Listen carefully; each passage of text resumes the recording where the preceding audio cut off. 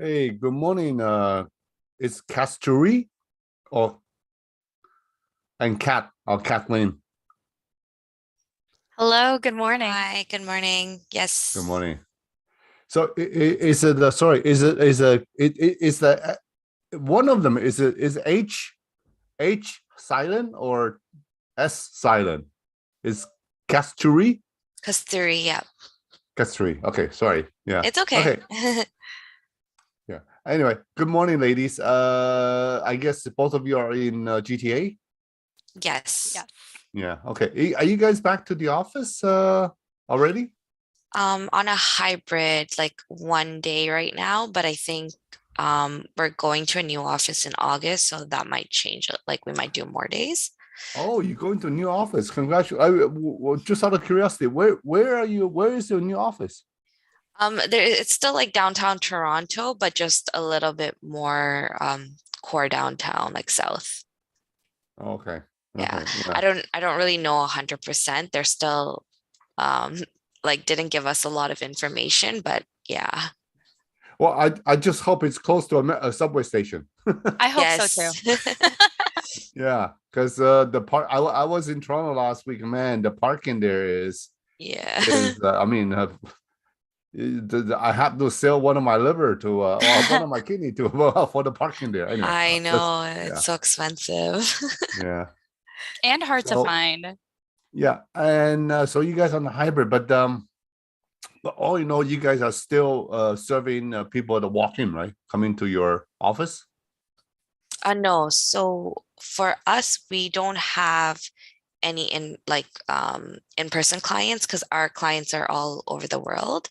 Mm-hmm. So for our program specifically, we're not doing any walk-ins. It's only our youth program, but also because our program is virtual, there's really no need for them to come in as well. Uh-huh. I see. Okay.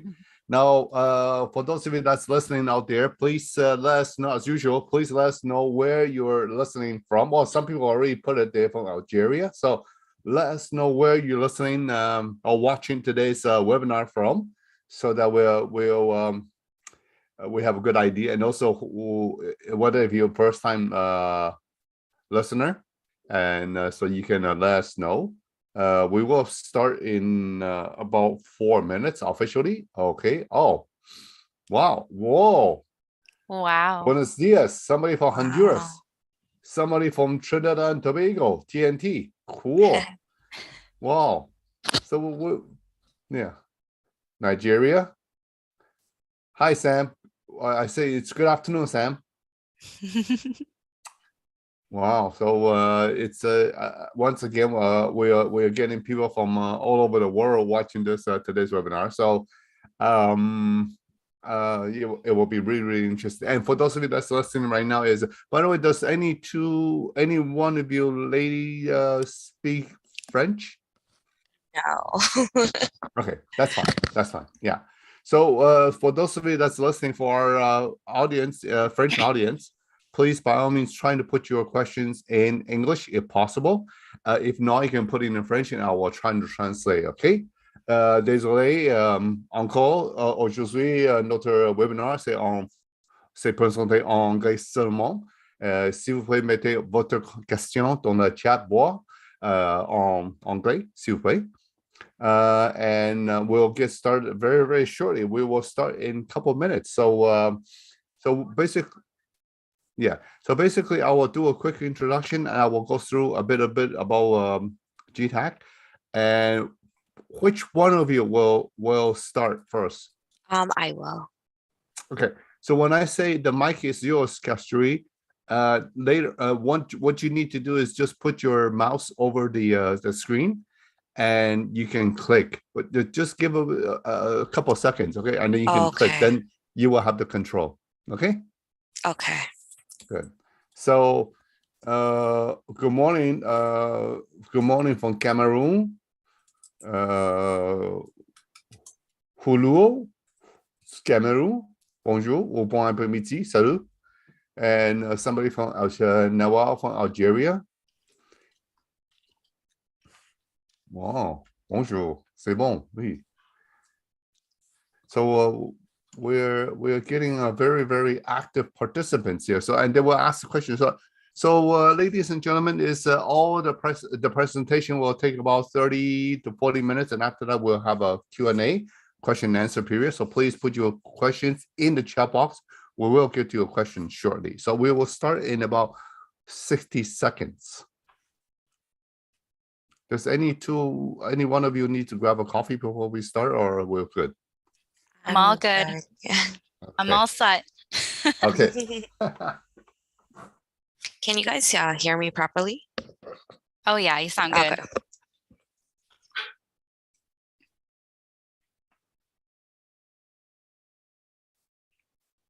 Sorry, my allergies still this year it's been pretty bad. By the way, It's last week when I bad. was in Toronto, it was bad. Holy Yeah. cow, the allergy.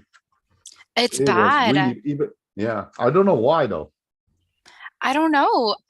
Thankfully, I don't have allergies, but everyone in my life that has allergies, it's bad right now. Yeah, same. Yeah.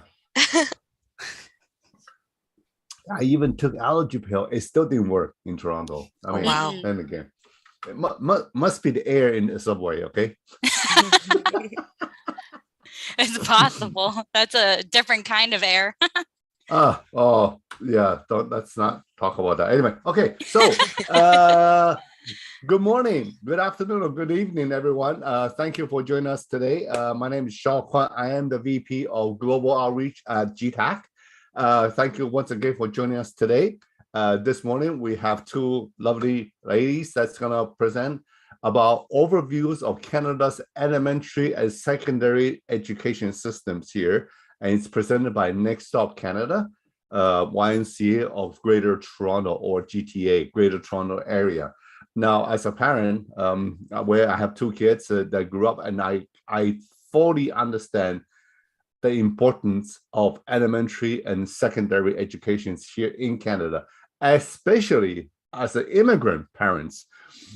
I mean, I'm sure not the least two ladies, they're not in there. Yes, as an immigrant parents, my God, every one of them is like a tiger dad and tiger mom, and they all want their kids to be, go through some of the, take full advantage of the education system that's offered in Canada. So I will not steal their thunder because I certainly have my my philosophy, which I'll share with these ladies. We have time. So before we begin, I just want to do a quick introduction. Okay, give me 2 seconds. Okay, good. So today we will have Kasthuri and Kathleen presenting on behalf of Next Stop Canada, and they will talk about the elementary and secondary education system here in Canada.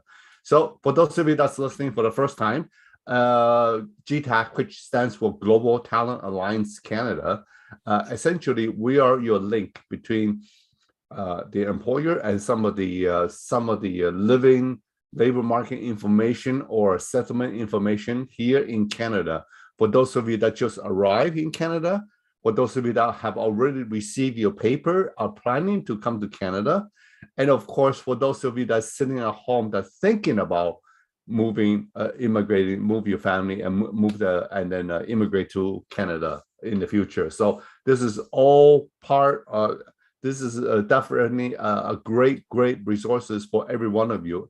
And the best of all is for everyone that's listening right now, that this is all offered free of charge for the people that's listening right now. So, and as you can see right now, the last time I counted, there's about, I don't know, Kat, did you count? There's at least 10, 12 countries there. So anyway, so that's good. And there's probably people also here that's already in Canada and perhaps already somewhere in the GTA somewhere. So I may be having a coffee on Bloor and Yonge somewhere. Anyway, so let's get going there. For those of you that's not familiar with G-TAC, is our services. It's definitely we present weekly webinars. We do about 14 to 16 live webinars each month, and the best way to get informed about our webinars is definitely go to our LinkedIn page. I will put our LinkedIn page link in the chat box later. So make sure you follow us, click on follow For those of you that has not followed us before, please do so, because this is where you get the latest information. And of course, you can check our website and our Facebook page as well. And those of you that have access to internet, definitely, or mobile, definitely you can check us on LinkedIn and follow us. So whenever we have a latest update, you will get the notification right away. And our webinars is always about career focus, employment connections, and also some of the do's and don'ts about looking for a job. For example, how to write a good resume, interview skills, and so on. And of course, with labor market information about also settlements, because when you do come to Canada, you will bring your children with you, or your child or your children with you, so that education is very, very important here in Canada. Knowing the educational system is very important here in Canada. Okay, and of course we do have employers that will come and do a presentation. As you guys probably noticed, they were fortunate that were here last week, and there will be more employers coming in the upcoming webinar, which I'm going to talk about a little bit later. And of course, G-TAC is the Canada's number one largest online job fair host. We do this twice a year, and I'll talk a little bit more about that shortly in the slide after that. So we do partner with a great partner such as Next Stop Canada, and then also other agencies across Canada, municipalities and provincial government. So this is definitely, and of course, with over 400 partners across Canada. There you go. So we talked about this already. Since 2016, I'm extremely proud. Since 2016, we have hosted over 600 live webinars, and that number continued to grow as we move forward. And of course, we are very, very, very, very famous for our practical online training. This particular training, the accounting, the navigating Canadian accounting place for accounting and finance professionals here in Canada, is we've been doing this training since 2010. So we've done it for 12 years now, and we have trained thousands and thousands of newcomers in accounting and finance, and these are all practical methods. All our instructors are CPA, Chartered Professional Accountant, and all our instructors are immigrants like you, or me, all immigrants. So they can definitely relate to you in terms of what kind of pain, what kind of challenges you're either going through or you're about to go through once you come to Canada. And as well as they also have a very, very wide network of connections of employers. So by taking these courses, you can have chat also with the instructor, and they can share a very, very valuable information about finding work in accounting/finance here in Canada. And just wanting to know is we are also continue to broaden our connections as well. So by taking this course, you also get a free complimentary one-on-one career counseling service with either myself or someone from my team to help you fast track your career here in Canada. And that's another very popular course, is the Cybersecurity Fundamentals. We should have one. I know that we're applying right now. It's probably going to be either late July or early August, but follow us on LinkedIn page so that anytime when we have a final, when we have the confirmed date, we will publish it in our LinkedIn page. Okay. Of course, you can also write to song.g@g-tac.ca if you'd like to have more information regarding the course, the cost, and the start date of the next class. I will put that down in the chat box later. And then, of course, here are some of the lineup highlight for webinar for this month. Today, of course, is Next Stop Canada. Next week, for those of you that's coming to Canada, I tell you one thing, and these two ladies gonna laugh once I say this. There are only two things in life here in Canada: death and taxes. Okay, so two things for sure. Okay, so that July the 12th, if you're in Canada, please tune in and listen to Canada Revenue Agencies talk about all the various information about taxes here in Canada. Believe me, the last thing you want to do is to have a CRA people knocking on your door. Okay, final. And then, of course, for those of you that's in the personal health support worker or a nursing or practitioner nurse that wants to start a career here in Canada, I would strongly, highly recommend that you register for the webinar on July the 14th, where Horizon Health Network will be presenting about all the job opportunities related to personal support worker, nursing, and a registered nurse or practitioner nurse field here in Canada. July 21st, we have Invest Ottawa here. They are the home for about 200 incubator startup companies here. So definitely you want to tune in and see what are some of the jobs that these startups are looking for, talent they're looking for. And July 26th, it's also jumpstart your accounting profession. So one of our instructor from the accounting training class will be presenting on July 26th to tell you all the benefits about these accounting courses that we are going to start. The next class will start on August, the second week of August. I don't know I don't know the exact date yet, but second week of August. I'll put the date in the chat box later, so you can ask all the questions to the instructor about the courses and also the job prospect after completing these courses. And finally, for any of you that's in the mining industry, we are going to have the mining industry HR coming and present on July the 28th to talk about all the jobs in the mining industry here in Canada. So as you can see, this is quite, we're trying to cover as much of a different area as possible each month. So as you can see, this is truly, very, very, I would say, wide coverage about all the job opportunities here in Canada. So do not miss are very, very strong now. People think summer is a slow time. Believe me, there's no slow time here at G-TAC, okay? So, and finally, our 12th National Virtual Career Expo will take place on September 27 and 28. And any job seekers out there, please register now, g-tac-expo.com. And like all the webinars here, it's absolutely free for job seekers to register. g-tac-expo.com. I can put that website in the chat box a bit later. So, but right now, without further ado, I need to pass the mic to our host, Kasthuri. So Kasthuri, whenever you're ready, put your mouse over the screen there, and the mic is yours. You can just click or do the arrow button on your keyboard, okay, to change slides. So, awesome. Mic is yours.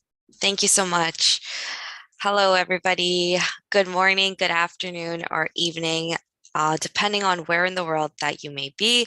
We hope everyone is doing well, and welcome to today's webinar on overview of Canada's elementary and secondary education system, brought to you by the YMCA of Greater Toronto's pre-arrival program, Next Stop Canada.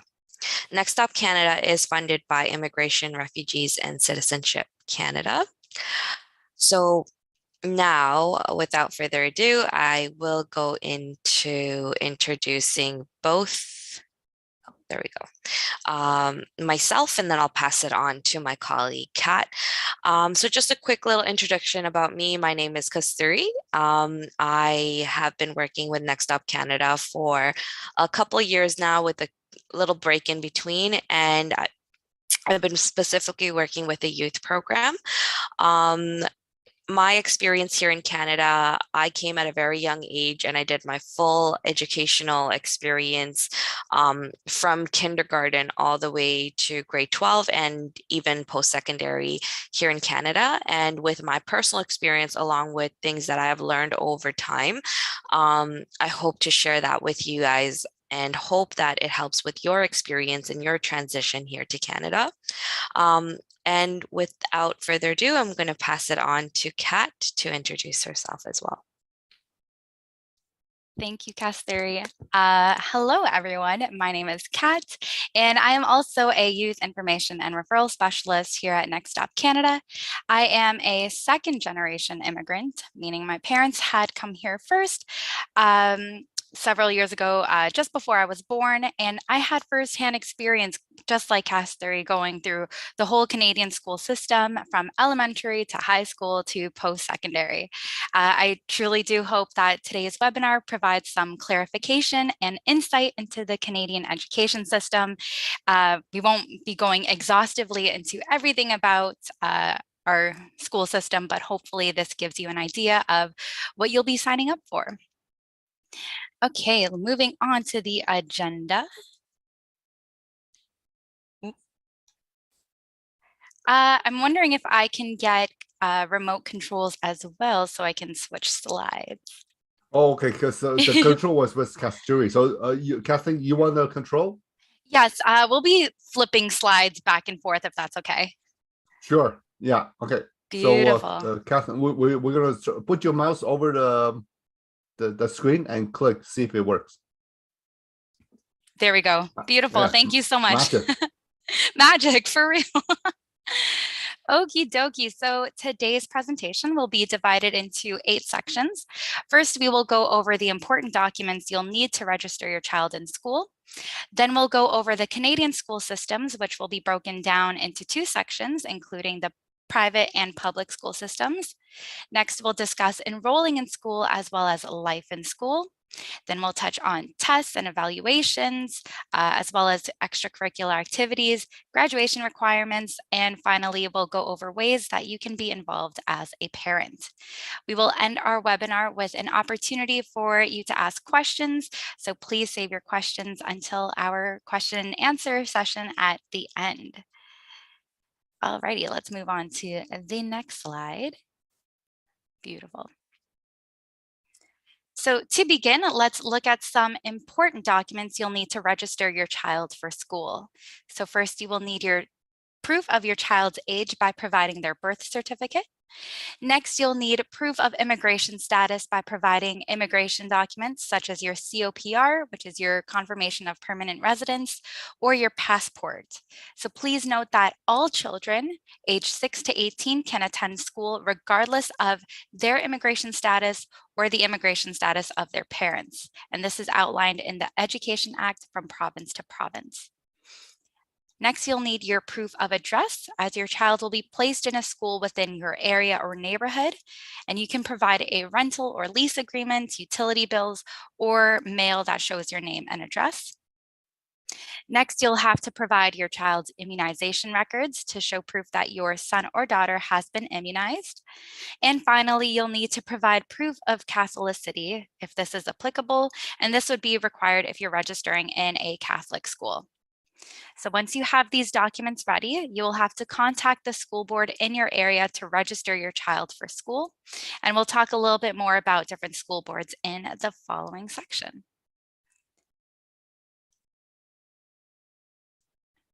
So there are 2 different school systems. One is public and the other one is private. And we'll begin by taking a look at the public school system. So the public school system covers free education from kindergarten to grade 12. And there are different school boards within the public school system broken down into the public school board, the Catholic school board, language school board, and language and religion school boards. So in other words, in an area, there could be English language schools that are either Catholic or public, or French language schools, again, either Catholic or public. As you can see on your screens, we do have some examples of school boards, such as the Toronto District School Board and the Calgary Catholic District School Board.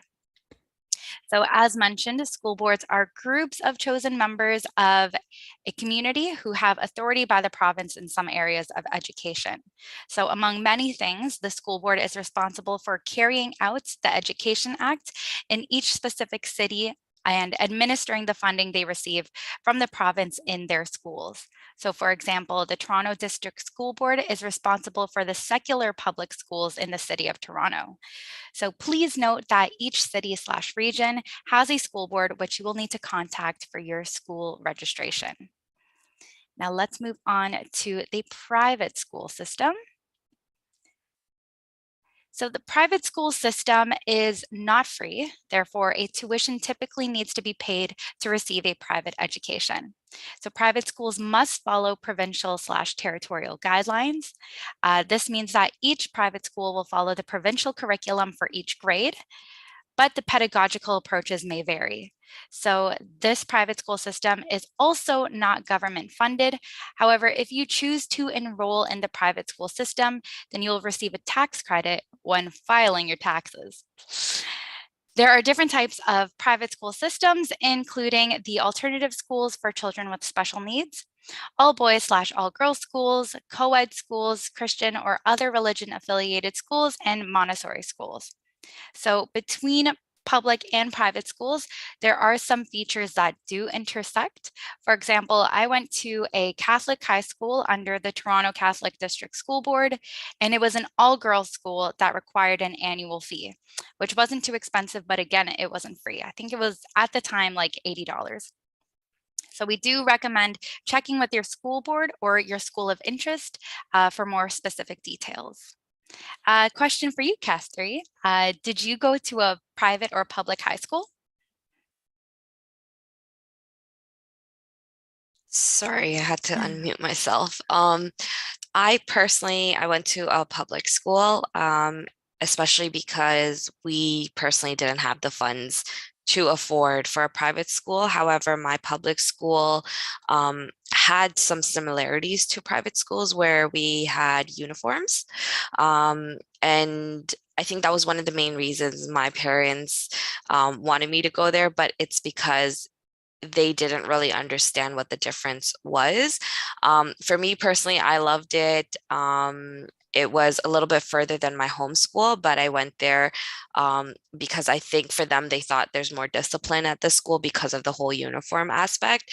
However, for me, I liked it because I didn't have to wake up and think about what I need to wear. So those were a little bit of that, and also came with a little bit of independence as well, because I was able to take the bus on my own to go to school every day. And I think that kind of started the road for my independence. But in terms of like education wise, everything that I went through in that school period, like I think was one of my crucial times. So I liked public school for both elementary and high school, but yes, that was my experience. Thank you so much for sharing. I had a very similar experience as well. I also had to wear uniforms, and I did also like that I didn't have to wake up and decide what I had to wear in the morning. One thing I will note between private and public schools is that some private schools may offer different things than public schools because they might have different sets of funding, if not more funding. So they may have different types of extracurricular activities, etc. Between every school, it really varies. Even for public schools, different schools may offer different things. So yes, okay, Kasthuri, I will now be passing it on to you. Thank you, Kat. Okay, there we go. So when it comes to enrolling in schools, there is help available to you as a newcomer. So I did want to outline 2 types of free help that is available to you. The first one being settlement workers in school, which is also known as Swiss workers. These program workers are placed in schools and reception centers to facilitate access to information for newcomers. These settlement workers in schools are in selected communities across Canada. So the Swiss programs strive to promote settlement and foster student achievement by providing information and referral services to newcomer arrived families in the schools. These program workers work closely with the schools to give referrals and provide support to families and youth as soon as possible after their initial registration in the school. And this can include information and referrals on almost everything from government settlement services to including English language, employment and immigration, as well as health, housing, parenting, community services, and much, much more. Secondly, there are newcomer information centers as well that can help you with understanding if your child is transitioning from maybe elementary to secondary education.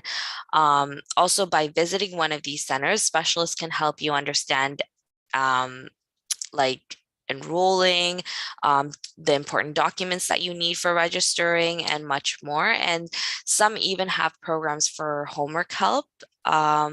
So these are great resources for you to use as newcomers coming to Canada and having children that may be in the ages of enrolling into school, because you will get information and support in areas that you might not necessarily know that you need. And they also, in addition to like the stuff that I've already listed, provide referrals to like employment and credential assessments. So this is also beneficial for the parents. So if you are having trouble enrolling or understanding the secondary or even elementary school system and need some additional support, know that there are services available to you. And we have added a settlement services finder tool to today's the handout that we will be providing to you guys, so that you are able to search up school settlement help in your area that you will be moving to. So I'm gonna go to the next slide. So here we're gonna talk about a few other aspects. So when you do enroll your children in school, there are other things that you may need to be aware of so that you can account for specific days and stuff like that in case you need to take some time off to be with your children or find alternative methods for support. So just to kind of give you like a background, the school year. So each province and territory decides when the school year starts and ends, although it usually begins in September and ends in June. Having a 2-month summer break, which usually entails from July to August. So right now we're in the summer months, schools are off, and you do get like a 2-month break unless the children are enrolled in, for example, summer school. There's also a week-long holiday in spring, which takes place March and it's known as March break, and a week-long holiday in December as well. This is for the holiday season during then. A typical school day can start as early as 8:30 a.m. and run to 3:30 p.m. Next, for PA days, throughout the school year, there will also be several professional activity days. So that's what PA days are known for. During these days, students stay home, but schools remain open as school staff focus on professional development. The purpose of PA days is to improve student success. So almost every month, they'll have at least one day. Also, after school programs. So you may be wondering, for working parents, how the schedule may fit in for you.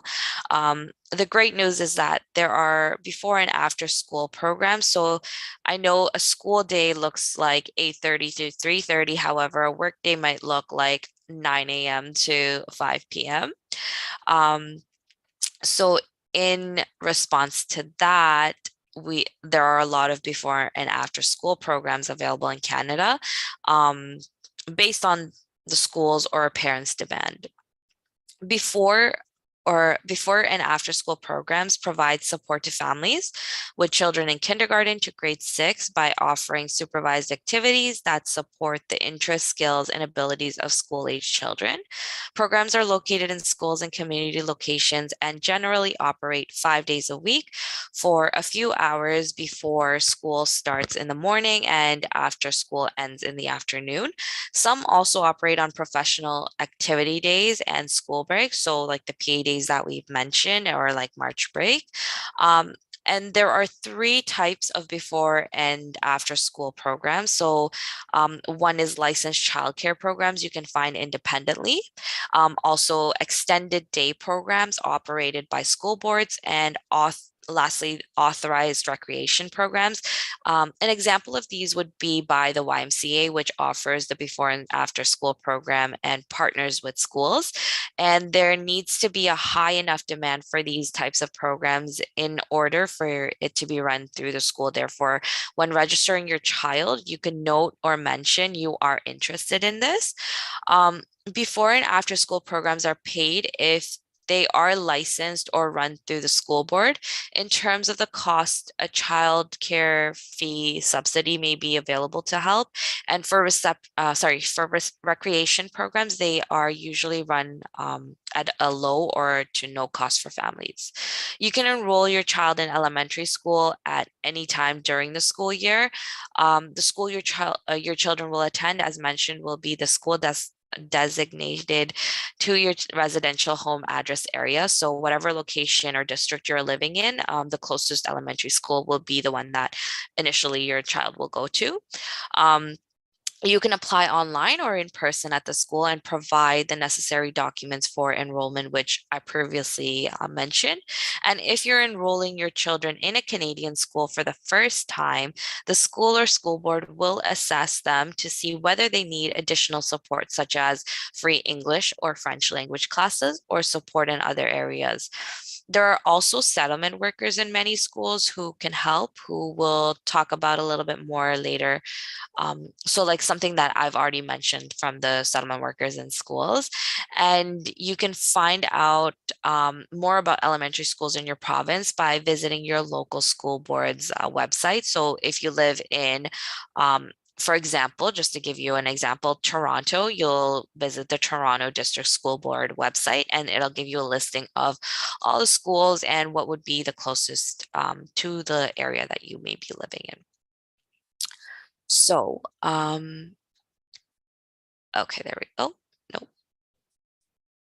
Okay, there we go. Sorry. For school types, there are different levels. We've mentioned a few, but we haven't really gone too into it because again, this is just an overview presentation. We do have more focused presentation, which just focuses on elementary school, and then ones that just focus on secondary, which kind of go more in depth. But this is kind of to give you like a intro and understanding. So just to kind of give you a little bit of insight, we can look at schools in Canada in different ways and different levels. So from elementary, middle school, and secondary schools. Elementary is usually from kindergarten to grade 6. And then there's middle schools. Middle schools are the focus of grades 6 through 9. This can differ from province to province and school to school. In some cases for public schooling, you will come across middle schools known as either junior high or a senior public school, and it's offered in most provinces. In some provinces, elementary school goes from kindergarten or grade 1 all the way to grade 8, and therefore includes middle school. In most provinces, middle school runs from grade 6 to 9 between the ages of 12 to 15. But in Ontario, it normally only includes grade 7 and 8. So elementary, it starts from, again, kindergarten to grade 6 initially. I'm using the example of just Ontario right now. And then they'll have middle school grades, which is grade 7 to 8.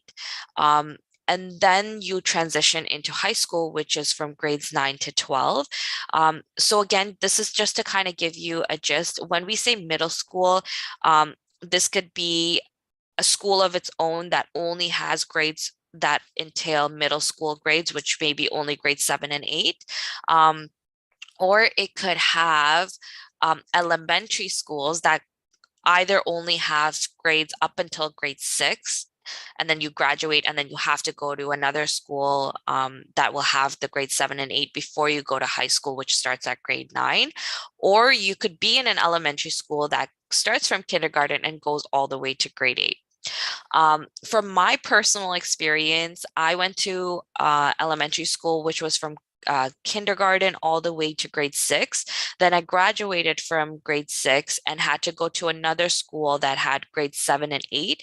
However, in the school that I went to that had the grades of grade 7 and 8 also went from kindergarten to grade 8. However, it was a little bit further than my original home school that I went to for elementary.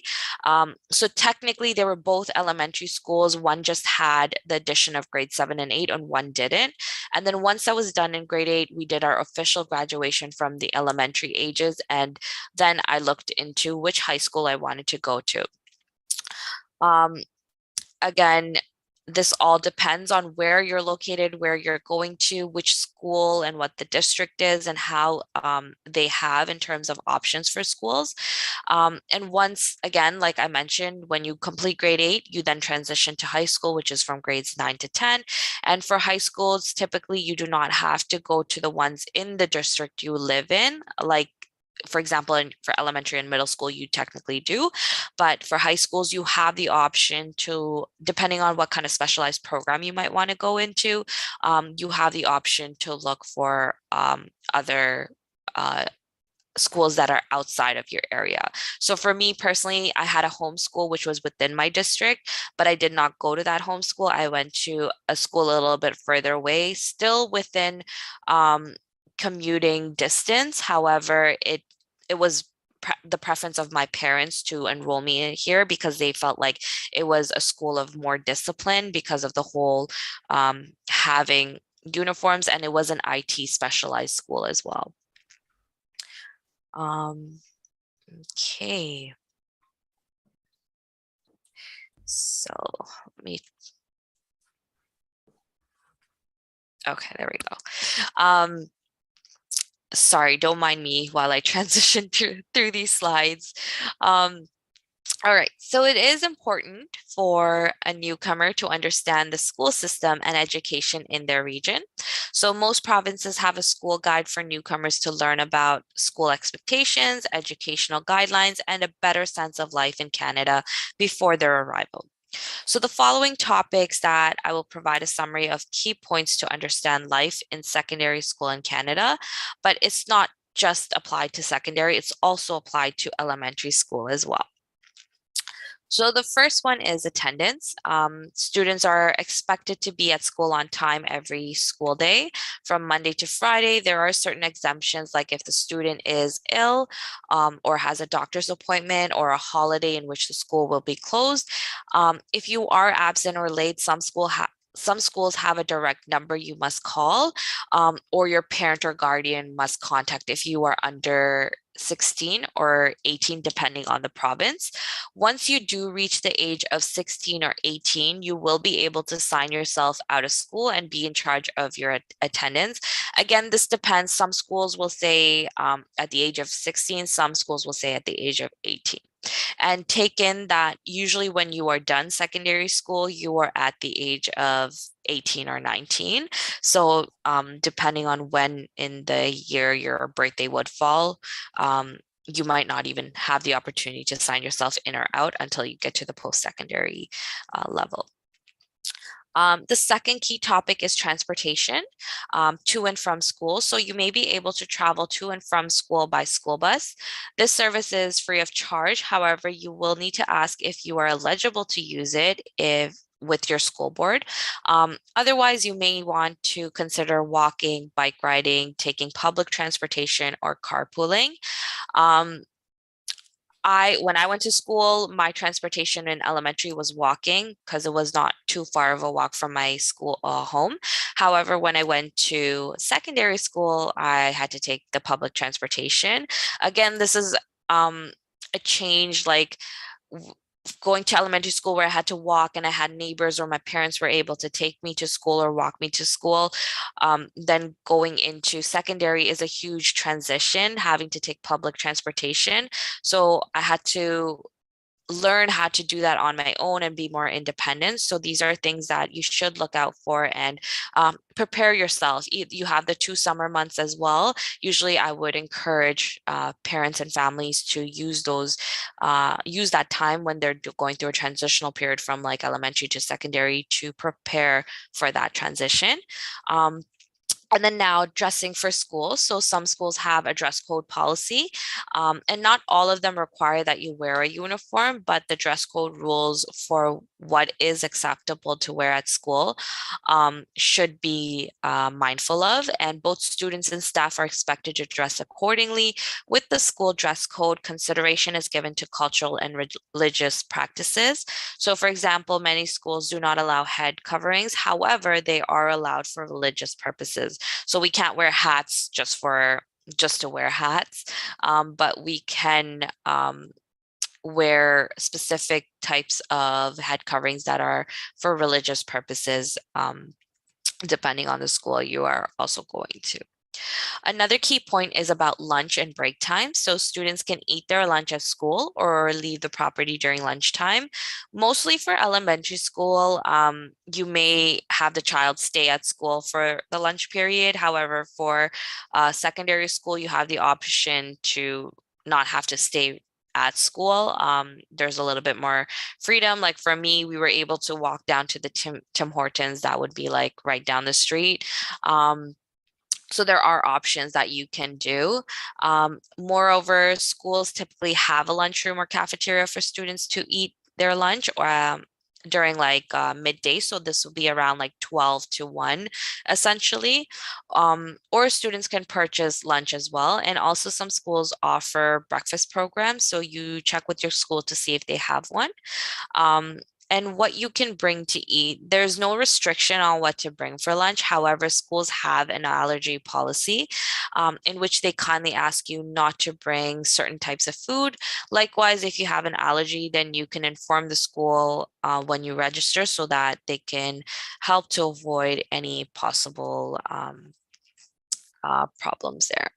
So field trips are another aspect. So occasionally schools will organize special class visits to museums, parks, theaters, farms, among others, dependent on the courses you take. For example, if you take an arts class, you may end up having a trip to an art gallery. All field trips are directly related to the students' learning goals. Students work before and after on materials related to the field trip. Moreover, schools need the written permission of parents before students may go on a field trip. Typically, this is if the student is under 18 years old, and there also may be an additional fee for the field trips depending on what type of trip it is. There's also in-school support or tutoring. When it comes to in-school support, most schools can assist students with their learning process and school success. For example, by tutoring. Tutoring can be peer-to-peer with a teacher or with a post-secondary student. In any case, the tutor is committed to improving students' skills in specific courses. In addition, some schools also offer other types of opportunities to help students with their education, like homework clubs or after-school programs. Another type in school support available is guidance counselors who are available to high school students to book appointments to talk about anything from how to choose courses, their future career paths, and their mental health. They're also available in elementary schools to help with any type of support that they need, even counseling. Other supports will be available as well, but this varies from school to school and if you are attending a public or private institution. School textbooks and class supplies, usually for elementary and secondary schools. These are lended to you. So like the textbooks for classes are provided to you and then you give them back at the end of the year. Nonetheless, you will have to buy your own school supplies like pencils and papers, and some schools can provide you with a list of everything you may need. And then extracurricular activities. These are not mandatory, but taking part can be a great way to meet new people and develop skills.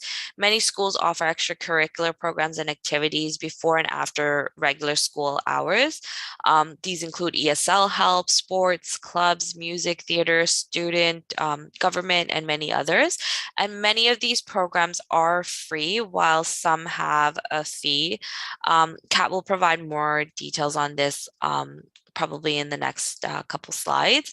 And Additionally, student wellness. So student well-being is a cornerstone in their physical, emotional, and cognitive development.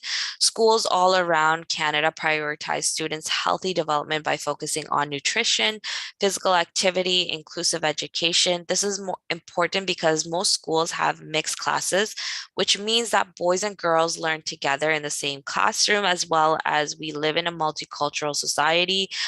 Schools are committed to ensuring that there are safe and welcoming environments for all students, including those who identify as gender or sexually diverse.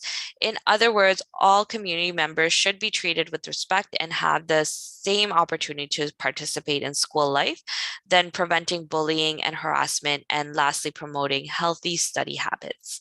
I will now pass it on to Kat to talk a little bit more about extracurricular activities. Thank you, Kasthuri. Just give me 1 second. No worries. I'm just waiting for it to flip. There we go. Oh, wait a second. There we go. Okay, thank you so much. So let's get into extracurricular activities. So being in school in Canada does not only mean that you sit in class all day. There is so much more to school in the Canadian school system than just the basic curriculum. So this is what we call extracurriculars, which can be recognized as community involvement. So extracurriculars allow students to maintain a balance in the education system between school and personal life. So, what exactly are extracurricular activities, you may ask?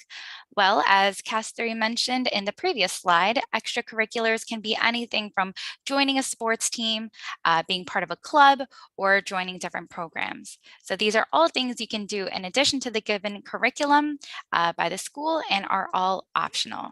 There is no mandatory requirement to be part of any of these, but they are highly encouraged for students to develop all types of skills. For secondary students who may be required to complete 40 hours of volunteer service in order to graduate, extracurricular activities may be a way to gain those hours. So to share my personal experience in elementary school, some extracurricular activities I was involved in was as a lunch monitor, a reading buddy, and I also helped out in kindergarten classrooms. And then in secondary school, I was involved in choir, leadership, and student council. So these were just a handful of the many things that can be offered at a school. As you can see on your screens, there are a variety of options for extracurricular activities, and this can be a great way for your child to make friends and find things that interest them. Alrighty, moving on to summer school. Summer school is a great option for students to practice a skill, learn something new, or improve their skills by reinforcing their learning in a particular course during the summer. So at elementary and middle school, students have the option to advance or retake classes in the summer. The majority of school boards offer summer courses, and these courses run from July to August. The summer course selection must be made in accordance with the Ministry of Education curriculum. For elementary school, students will be referred for summer school by their classroom teachers if necessary, whereas in secondary school, a guidance counselor may help a student decide if taking summer school is the course of action that will help them graduate. Personally, I did elect to take summer school for certain courses so I could get ahead in the school year. And moving on, I will be going over tests and evaluations. So at the national level, every 3 years, it is administered by the Pan-Canadian Assessment Program to students starting at age 13, with the objective to gather information about the student's achievement in reading, mathematics, and science. So besides the national examination, all provinces have developed their own assessments in a mandated large-scale form. So the objective is to evaluate numeracy and literacy skills at select grade levels. So on the next slide, I will show you Okay, so although some provinces share the same structure in school and have similar assessments, each province has its particular procedures to assess its students. So on your screens, you can see two tables that contain the provincial assessment per grade level. The majority of provincial evaluation does start around grade 3. Although I won't describe each province in depth, that would take forever. Please feel free to contact an information and referral specialist if you wish to know more about provincial assessment, and we would be happy to assist you with this particular matter. So despite the differences, there are certain similarities across provincial assessments. For example, all provinces test reading, writing, and math. In addition, most provincial assessments represent a significant percentage of a secondary student's final grades or a part of their graduation criteria. To mention an example, I will compare the province of Alberta to Ontario. So as you can see, Alberta has an assessment called the Provincial Achievement Test, which evaluates English and French language, arts, math, science, and social studies in grades 6 and 9, compared to Ontario, which provincial assessments are managed by the Education Quality and Accountability Office, also known as the EQAO, and they assess math, reading, writing in grades 3, 6, 9, and 10. All of these tests, which I did take. These were just some examples of provincial assessments. However, take into consideration that each class will also have their tests, quizzes, and final assessments too. And now I will pass it back to Kasthuri to talk about report cards.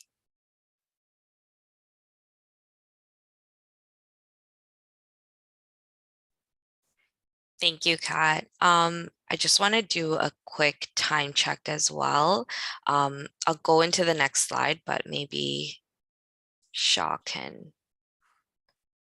step in. Yeah, because usually it's you always like one person that's like designated to change the slide.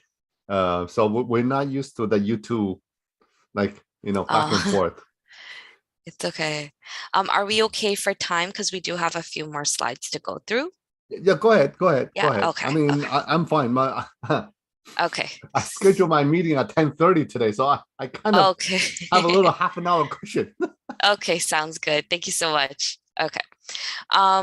So this is an important topic as well because report cards reflect the student's achievement of expected outcomes for each reporting period. So high school students or even elementary school students receive a report card with their listed courses, marks of each course in percentage, and credits earned, missed classes, comments, etc. So students, so in the high school phase, so students in high school are granted credit when having a final grade of 50% or more. By having a grade less than this number, the student will fail the course and will most likely repeat it. Some provinces will also add the graduation required credits earned so far on the report cards.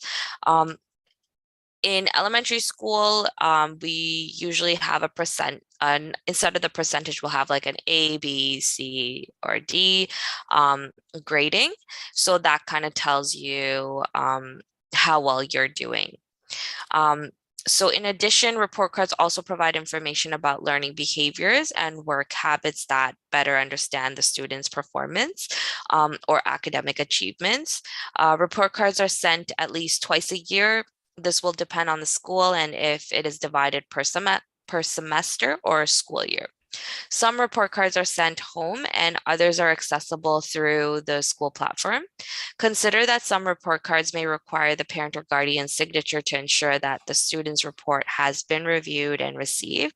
So as a final comment, familiarize yourself with the school's requirements, guidelines and policies, since this can also be reflected on the report cards. For instance, the late policy can affect the students' grades and their criteria for graduation.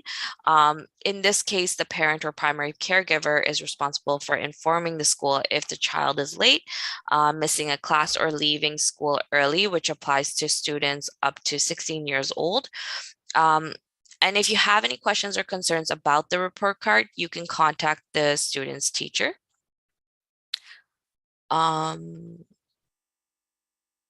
Okay, so on this slide, graduation requirements will slightly vary from province to province in Canada.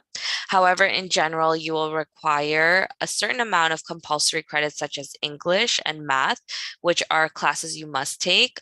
A number of so this is for high school specifically, because in high school, there are specific, depending on what province you're in, which school district, there will be a few minor changes, but for the most part, in order to graduate high school to go to the post-secondary level, you need to kind of meet these requirements. So like I mentioned, a certain amount of compulsory credits, such as English or math, a number of elective courses which you can choose from that interest you or that you will need to be admitted in to your post-secondary program of your choice. So for example, if you want to go into science or medicine, then you will need to take biology in high school.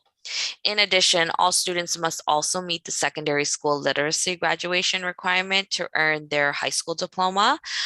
This is for Ontario. In British Columbia, for example, they will need to pass a numeracy and literacy test. So make sure to check these requirements for your province because, like I mentioned, this can differ. Community service hours in some cases, which means volunteering in your community or local organization, averaging around 40 hours or more depending on your school, province, and specialized program. You will need passing grades in your courses, generally a letter grade of C, average of about 60 to 64%, although keep in mind you may want your grades higher for post-secondary requirements and applications. And only a certain number of missed classes would be allowed as required by your school attendance in order to graduate. So for more information about graduation requirements or about getting a high school diploma or GED, high school equivalency certification, contact your provincial or territorial Department of Education. We will list a link where you can find this information in the handout that you will receive after the presentation. So I'm going to pass it back to Kat to go over parental involvement. Okie dokie. Thank you so much. So for you parents out there watching today, it has been proven that parental involvement can increase positive outcomes in the child's development. So needless to say, a parent's contributions are very valuable to their child's education. In Canada, parents are very much encouraged to be involved in their child's education, and parents can do it in different forms. So for example, volunteering. Parents can help with different school activities and programs like field trips, translating, reading to students, helping teachers, fundraising, or helping with the lunch program, just to name a few. Also, parents can participate in the Parent-Teacher Association, known as the PTA. So this committee is made up of parents, students, and staff in order to help foster parental involvement in the school. They are often responsible for organizing activities such as field trips, pizza days, school dances, etc. They're also very active in promoting school spirit and fostering a community. So this is a fun way that you can get involved in your child's school community, as well as meet other parents if your child's school does have this. Another way is attending school meetings and events. So this provides an opportunity to meet with other school staff and teachers. Also, parents can meet with their child's teacher at parent-teacher evenings or interviews, which I'll talk about more in the next slide. Another way to be involved is to help with homework. So as I mentioned before, helping with homework is one way that parents can learn more about how their children are doing in school. And lastly, parents can be involved by talking to their child about their day in school. Talk regularly with your child about schoolwork. Even if the topics are unfamiliar to you, you still can be an enthusiastic listener. Okay. There we go.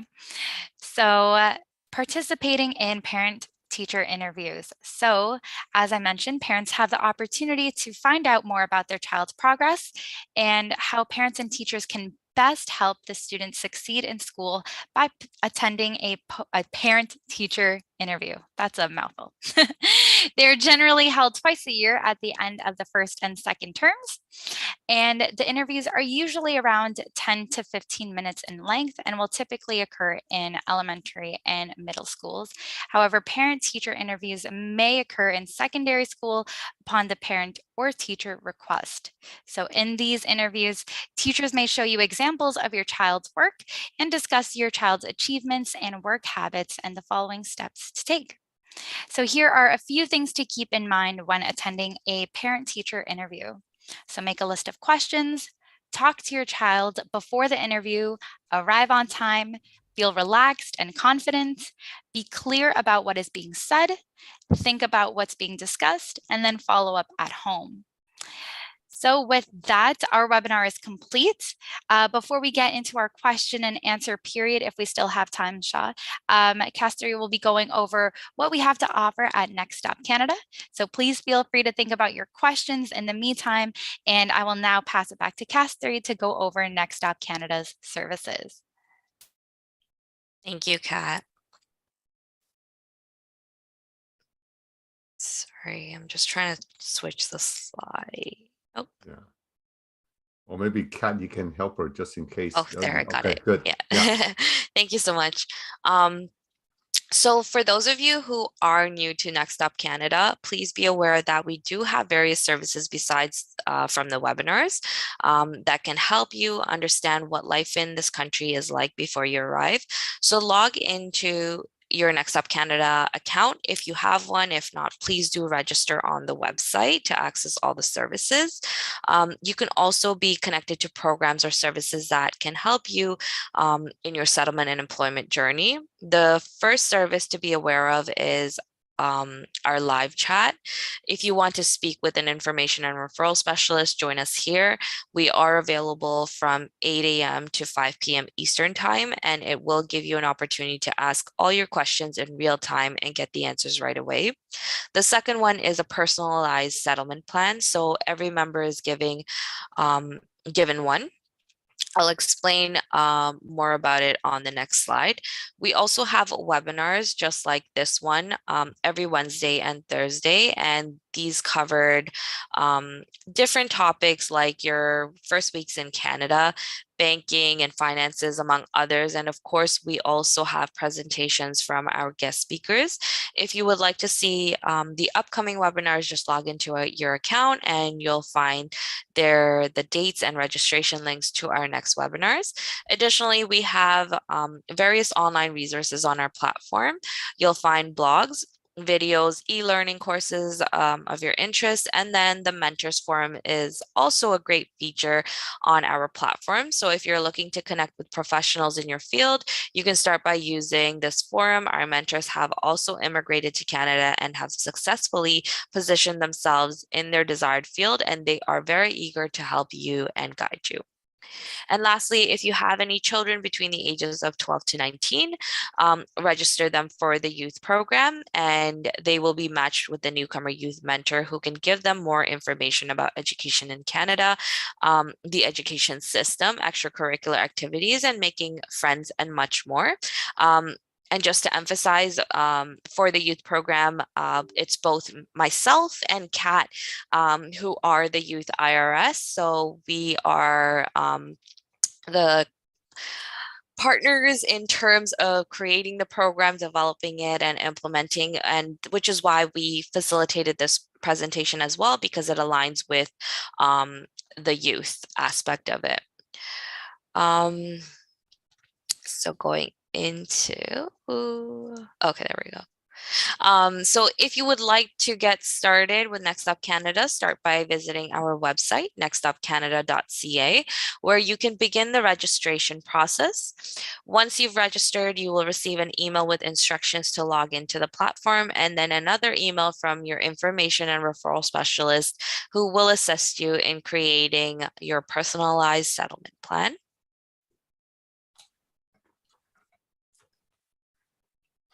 So on our Next Up Canada social media network. So we do have our Next Up Canada closed Facebook group. This is only accessible to our Next Up Canada clients as well as our staff. It is a private group, so it's only for individuals who are registered with us, and there is a few questions just to make sure that you are the client that registered with us as well. In terms of our social media, the other platforms, so we are on Twitter at Next Up Canada, as well as LinkedIn and Facebook. And these are open accounts that you can access to get information. We'll post updates about upcoming webinars or any events, anything that is upcoming. It also shares information about Canadian holidays, like major Canadian days that we do celebrate here in Canada that will help you kind of transition into the Canadian culture as well. And now for the question and answer period. If you have any questions, please feel free to start sending them.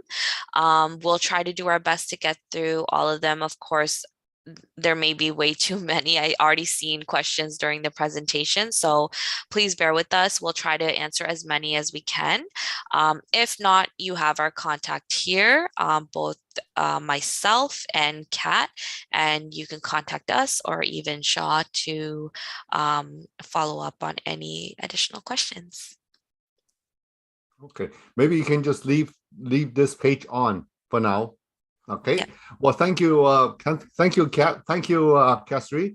Now, I was just informed by our production team that we need to have a hard stop at 10:15. So we are trying to get to as many questions as possible. But by all means, anyone that puts questions in the Q&A session or in the chat box, if your question was not answered and it's regarding today's topic, by all means, get in touch with Kasthuri or Kathleen. And perhaps also, I know that you guys also have your website about how to registration. So while I'm doing this Q&A thing, maybe one of you can actually put that website in the chat box. Make sure it's to everyone, okay? Not just to panel. No, it's to everyone so that everyone can see that the website, okay? And also, we just opened up our survey. So please take the next 30-40 seconds to complete the survey. Your feedback is extremely, extremely important to us. It is with your feedback that we will invite guests that are with a topic that's of interest to you. So everything that we have lined up for July and August, it's all because of the feedback that we receive from everyone of you that's listening. So we definitely want to present webinars that are relevant to you and of course to your new life here in Canada. Okay, so there's so many questions here and I'm going to go one by one. Now, I just noticed something. Somebody was chuckling that, like, you know, when I say that there are two things for sure in life in Canada is death and taxes. People chuckle about it. Yeah, but trust me, if you don't do your tax right, it's not a joke, okay? CRA will be coming after you. So just remember that, yeah. And it's funny thing that you guys mentioned about high school. It's not just that, like, you know, I have two kids that went through high school here, and I also went through high school here. You know, it's really great. It's probably the best 10 years of my life here. Anyway, okay, so you got a joke, eh, Kat? Okay, okay, good. So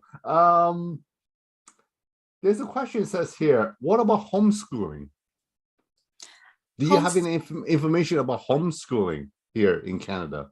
From my understanding, and this may vary between provinces, but from my understanding, I believe that if you do go for homeschooling, it has to be aligned with the Ministry of Education in order to obtain, for example, a GED.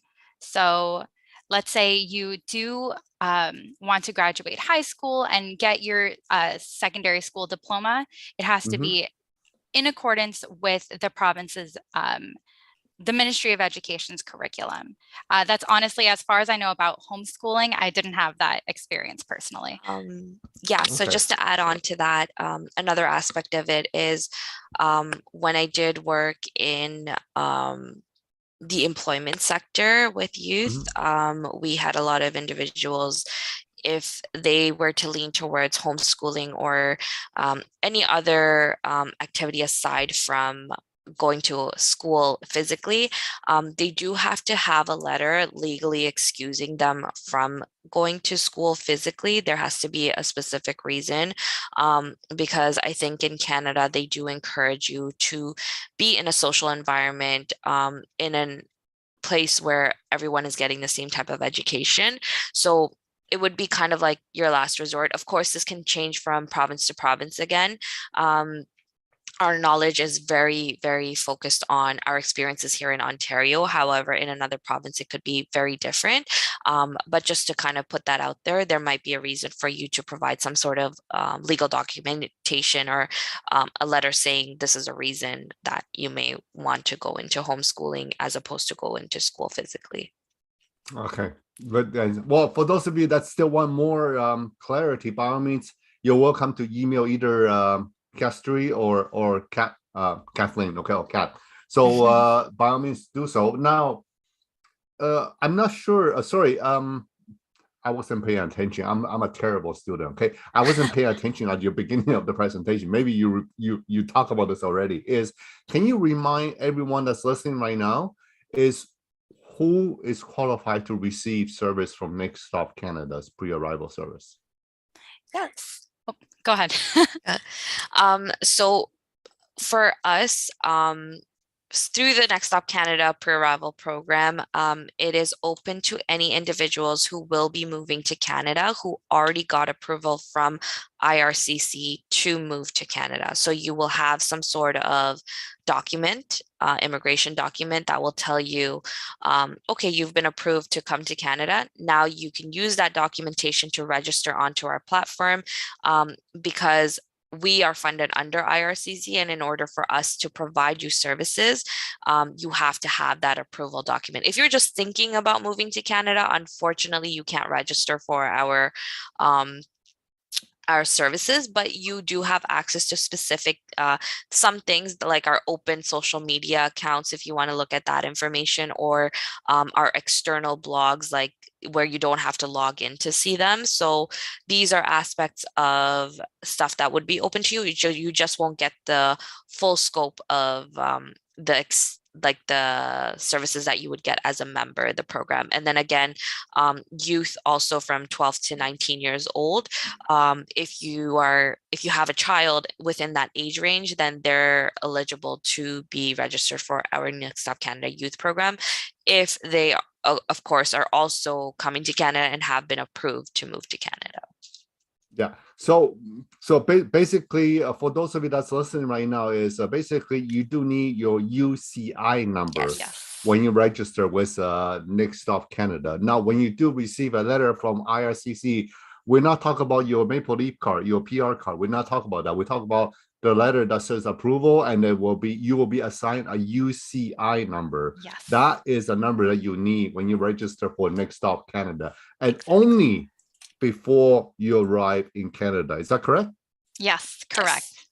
Okay, good. So if you already land in Canada, there are 500 immigrant serving agencies across Canada to help you. Okay. Exactly. So don't worry about it. If you come to Canada, you already land in Canada, there's even more agencies available to serve you. But pre-arrival is only on selected providers across Canada.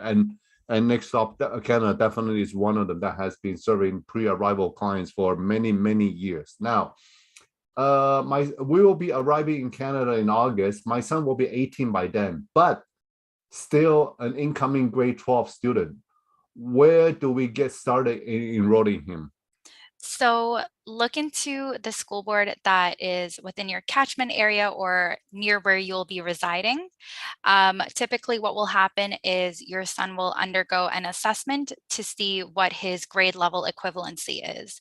So yes, he may be entering grade 12, but depending on the equivalency of his his last studies, he may be placed in grade 11 or actually placed into grade 12. So they will do an assessment to determine what grade he will start in. I would advise bringing report cards, assignments, anything that can help support his education, or his previous education, I should say. But yes, they will do an assessment to see where he would be placed. Okay, here's a great question. They say everything you talk about, it seems to be for the English school board. Now, is everything applied to French school as well? I would say it's fairly similar, wouldn't you say, Kasthuri? Yeah, so it's just a little different depending, again, on what province you go to and what school district. Because again, in Quebec, they have more French-speaking individuals. So I think ideally you would go to like a French school unless there's a reason for you not to. And the school system in Quebec might differ a little bit. Like if you have a sibling that went to a French school, then your next sibling is easily able to be accepted into a French school. So I've known about that. However, in other provinces, it could be a little bit more different because most of the other provinces are more, majority is English speaking individuals, and then French is more so the second language. So we do have like French immersion and schools that only focus on French, but everything else in terms of like application, documentation, extracurriculars, specialized programs, like they would all more so stay the same and stay consistent.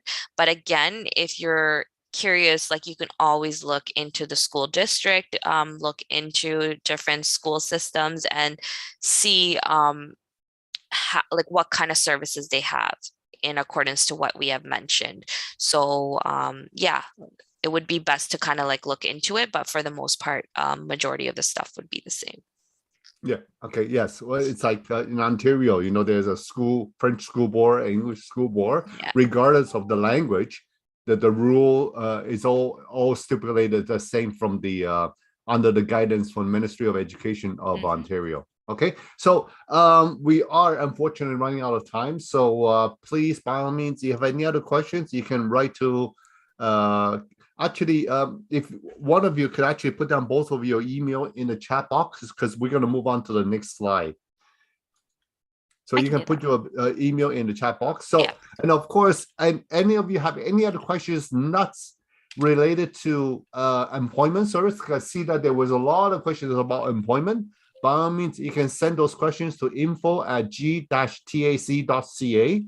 Again, that's info@g-tac.ca. And don't forget to follow us in Global Talent Alliance Canada's LinkedIn page, because that's where we put all our latest information on LinkedIn. That's the fastest way to get all the latest information from G-TAC. Ladies, I'm going to give each one of you 30 seconds to do a closing statement. So who would like to go first? I can go first. I'll go real quick. Thank you so much, everyone, for attending this webinar. I hope it was helpful and informative, and we're so sorry we couldn't get to every single one of your questions, but I'm so happy that there was a lot. Feel free to reach out to us. We would be more than happy to respond to your questions and look into things for you. And best of luck with your journey if you are on your way here. Thank you, Kat. Just like what Kat said, thank you all for like attending and being here, asking all your questions. And again, sorry for not being able to get through all of them. We do appreciate you guys being attentive and like asking these questions, but also for your journey here. We hope that you received a lot of information that is beneficial to you. You're more than welcome to reach out to either one of us for further questions that you may have. And we hope to see you guys on the Next Up Canada platform. We have a lot of services that might be beneficial to you. And especially if you have youth dependents that are coming with you, please, please, please feel free to register them, because our youth program is an amazing program. And we have a lot of mentors, youth mentors who have similar experiences of being immigrating to Canada. So we look forward to seeing you all there. And thank you once again for attending and being a part of this presentation. Yeah, and of course, all these programs are free for all the folks that has already received the approval or PR to come to Canada. And of course, once you come to Canada, you realize a lot of these programs are all funded through taxpayers, through our tax system here. So so not more important than come next Tuesday when CRA will doing a presentation regarding everything you need to know about taxes here in Canada. And next Thursday we will have Horizon Health talk about if you're looking for nursing or personal support workers career here in Canada. They would definitely talk about all the career, and of course it is I believe the presenter is bilingual on Francais and English. So for those of you at that time, you definitely is you can the presenter will be able to answer some of the questions in French. So until then, I want to thank you, every one of you, on behalf of everyone at G-TAC, Kathleen and Kasthuri, and everyone at Next Stop Canada. I want to thank you for your we did run a little bit over time there, but thank you for staying with us because I see the number is still high. And we look forward to see you next Tuesday. So thank you all. Merci à tous, à la prochaine, and we will see you soon. Bye. Thank you. Bye. Bye. Thank you.